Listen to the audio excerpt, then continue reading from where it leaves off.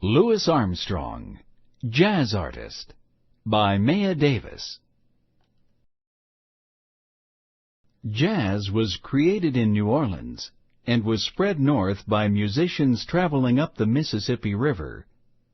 Jazz became very popular in cities like Chicago and New York City. New Orleans Jazz and Louis Armstrong.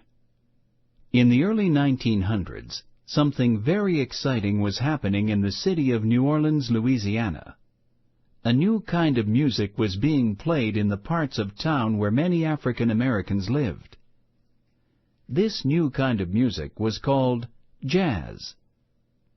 Jazz sounded like other kinds of African American music that were popular.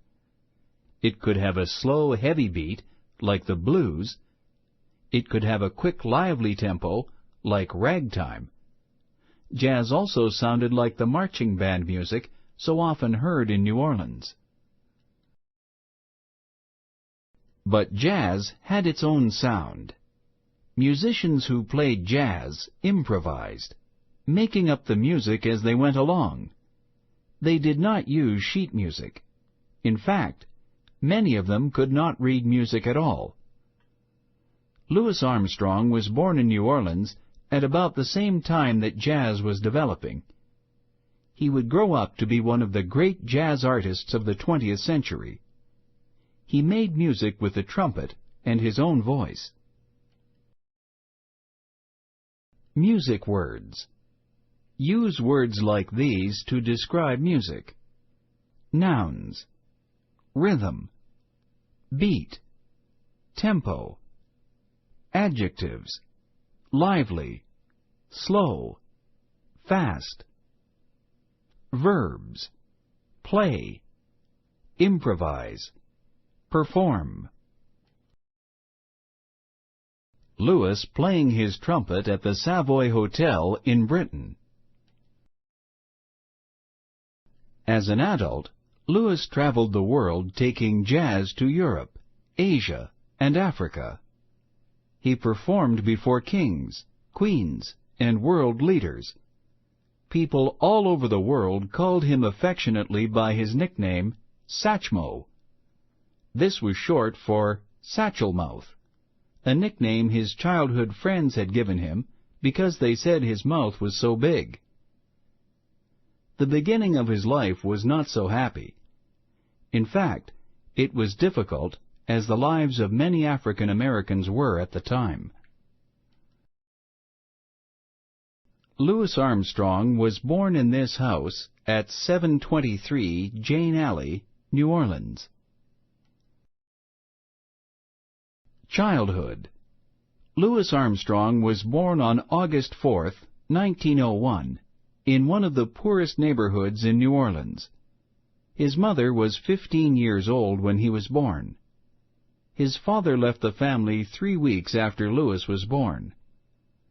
For the first 5 years of his life, Louis lived with his grandmother. Louis's grandmother worked washing laundry, but she made very little money. She could afford only the simplest food, rice or beans. Louis never wore shoes. The clothes he wore were old and ragged. When Louis was 5 years old, he went to live with his mother. The neighborhood where Louis's mother lived was poorer than his grandmother's neighborhood. When Louis was 6 years old, he began attending the Fisk School for Boys. Louis went to school there until he finished 3rd grade. Louis also started working when he was 6 years old. He worked for a family that had a wagon and sold coal in the neighborhood. This was hard work for a young child, but it took Louis all over the neighborhood. He heard the music that was coming out of places where grown-ups danced and listened to music. He heard ragtime and the blues, but more and more he heard jazz. Louis also heard music from the riverboats on the Mississippi River. These boats had bands and dance halls. Louis heard Joseph King Oliver playing a cornet like this. Soon, Louis had a favorite performer. It was Joseph King Oliver, a cornet player in a popular band. Louis began to dream of playing the cornet too, but first he would have to buy a cornet. This was hard, because all the money he earned went to support his family. Louis started a singing group with 3 of his friends to make extra money. The group sang on street corners for tips. Louis saved $5 and bought a used cornet. Louis enjoyed making music. He also had a natural talent for playing his cornet by ear, listening to a song and then imitating it perfectly. But on New Year's Eve 1912, Louis got in trouble with some boys. A policeman arrested him. Louis was sent to a school for African American boys who got into trouble. Louis played in the band at the school. Louis was afraid of going to the school, but once he got there, he realized the school was not so bad. The school was shabby and had little money, but there was always enough food. The rules were strict. The boys were given jobs. Life was orderly and regular. Louis liked this way of life. Best of all, the school had a band. Louis joined the band as soon as he could. This gave him a chance to get formal training in music. The band director, Peter Davis, showed him how to play the tambourine and the bass drum. Louis played these instruments easily. Finally, Davis gave Louis a horn. In a very short time, Louis showed dramatic improvement. He was playing harmony to any melody the band played. Soon he was the leader of the band. Louis spent about 18 months at the school. When he was released, he kept playing the cornet. King Oliver's Creole Jazz Band was made up of the best New Orleans jazz musicians. When Louis, center, joined it, the band became a sensation in Chicago. Musician. Louis got a job playing cornet at a dance hall. Little by little, Louis got good enough at his cornet to play with different bands around the city. Eventually he became friends with the cornet player he had admired years before, King Oliver. Oliver could see that Louis had talent. Louis could play jazz very well with his cornet.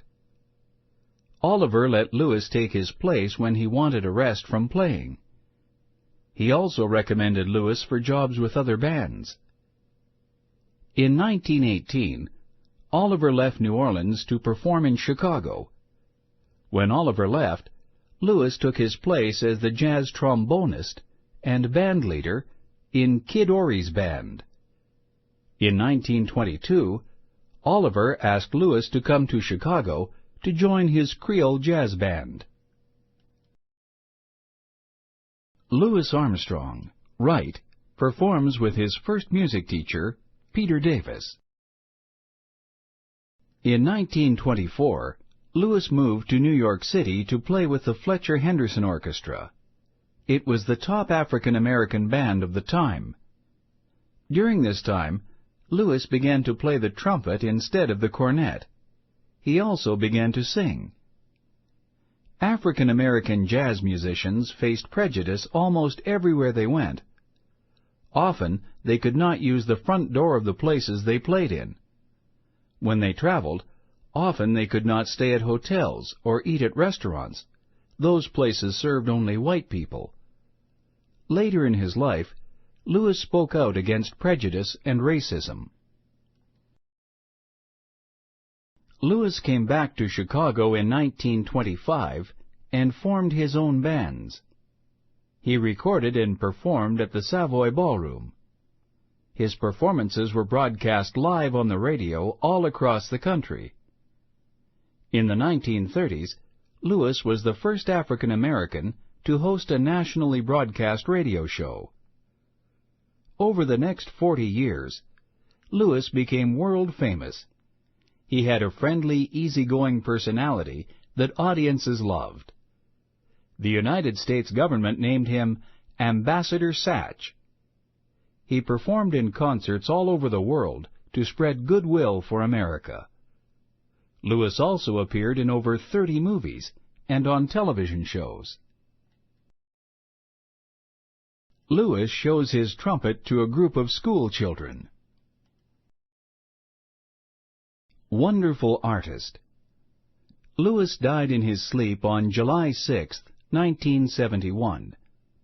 Since his death, he has been honored in many ways. He is recognized by new generations of musicians and fans as one of the founding fathers of jazz. In a song he recorded toward the end of his life, "What a Wonderful World," Louis sings about the beauty and love in the world. The message of the song is simple. The world and its people are full of beautiful colors, life, and love. There is much to be joyful about in this wonderful world. Louis made his music with this sense of joy. He felt jazz in his heart. Is there a kind of music that you feel in your heart? Talk about it. 1. Why was the experience at the school with the music band important in Louis Armstrong's life? 2. What kinds of discrimination did African American jazz musicians face? Write about it. 3. On a separate sheet of paper, write about your favorite kind of music. Tell what kind of music it is. Tell what you like about it. Extend language. The suffix IAN can be added to some nouns to name a person's job. Clinic and IAN makes clinician. A clinician works at a clinic. What is the word for a person who plays music?